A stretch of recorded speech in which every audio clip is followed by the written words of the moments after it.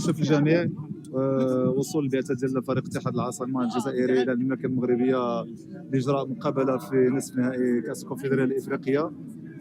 الحمد لله كلشي داز مزيان. والمملكه المغربيه والاجهزه ديالها الجامعه معروفين بالاستقبالات ديالهم.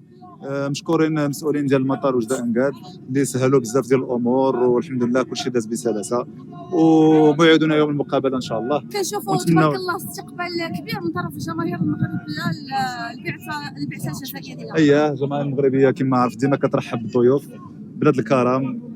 كنرحبوا بجميع الضيوف، وحنا غادي نجري واحد الكره في كره القدم، وكما نقولوا اللي غادي يكون في المستوى هو اللي غادي ينتصر ويتكاليفيا للدومي فينال. وشكرا.